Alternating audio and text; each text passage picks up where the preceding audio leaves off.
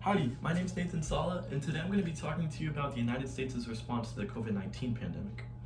Starting in March, the country has been on complete lockdown, shutting down all schools, businesses, and sports. But now, despite people worrying about worsening statistics of cases in the country, states are trying to open back up. However, they're not opening back up completely. Although restaurants, sports bars, and sports are making a comeback, many important institutions still remain closed, leaving many people to wonder what can be considered essential and what can be considered non-essential. The return to sports has had varied outcomes. The Basketball Pro League, the NBA, has probably done it the best. Their plan implemented what they called the bubble, and so all teams met in Orlando and played just in one compound over there. There was no interstate travel. And daily, all players were tested for the virus. And they were able to finish off the second half of their season and play all through the playoffs without having any players test positive. So, successful. The NFL's just returned, and they're doing better than expected, actually. They're actually having fans in attendance, although it is limited capacity. And the return to the season has been successful for the most part. However, just this past week, the Pittsburgh Steelers and Tennessee Titans game was postponed due to 2 Tennessee Titans players testing positive. But they did much better than the baseball leagues have done. The MLB season was just a catastrophe. Their plan was a shortened season, but they didn't have a bubble or anything like that. There was still interstate travel, although there was no fans in attendance. But for some reason, they just couldn't handle the spread of the disease. Countless games were either canceled or postponed due to multiple players testing positive for the virus. And fans are just going to see this baseball season as an asterisk season, and people are left wondering, should the season even have been played at all? But overall, the return to the sports leaves many people to wonder, why aren't other large gatherings allowed? And this is beginning to cause frustration. My sister Tina is a senior at Baylor University, and she would have been graduating this semester.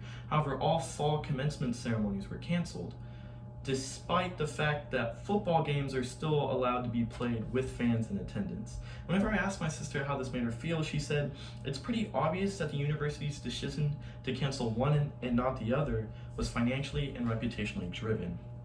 And this goes to show that oftentimes society's focus is in the wrong place. And an example of this is on the news, you see people are protesting, wearing masks instead of people protesting not wearing masks. Or people are protesting that they want their bars back open, they want sports back. Whenever places like hospitals, schools, nursing homes are still struggling due to COVID-19 restrictions. And people are beginning to choose sides, and it's kind of hard to see who's right and who's wrong. And this uncertainty comes from the statistics. You see, people on both sides are using a plethora of sources that are creating another plethora of statistics that are all comparing the same thing but from a different perspective. And these statistics are generating different outcomes, which just leads to further argument. And this is exemplified in an interview with President Donald Trump, where Australian journalist Jonathan Swan was asking him about the nation's plan on the COVID-19 pandemic. And the President Trump and Swan were just going back and forth showing statistics where Trump said that the US was doing great, then they were doing better than other countries, that cases were actually going down, but Swan would show statistics saying that the US is actually doing worse compared to other countries. And so this shows that just going back and forth showing statistics is getting us nowhere. And this whole just great ball of uncertainty is really weighing down on the nation. And this frustration is greatly shown in Deborah Birx. Deborah Birx is actually the head of the United States COVID-19 task force. And in an article discussing the CDC's power in our situation right now, she's quoted as saying, "There's nothing from the CDC that I can trust." And that right there just shows how great this argument is. You have the head of the United States COVID-19 task force bickering with the disease or the Center for Disease Control, and it's just becoming a big mess, and it's all generated from the statistics of just people showing different numbers trying to represent the same thing. And so conclusively, we understand that there's perspectives on both sides that are both being supported by statistics.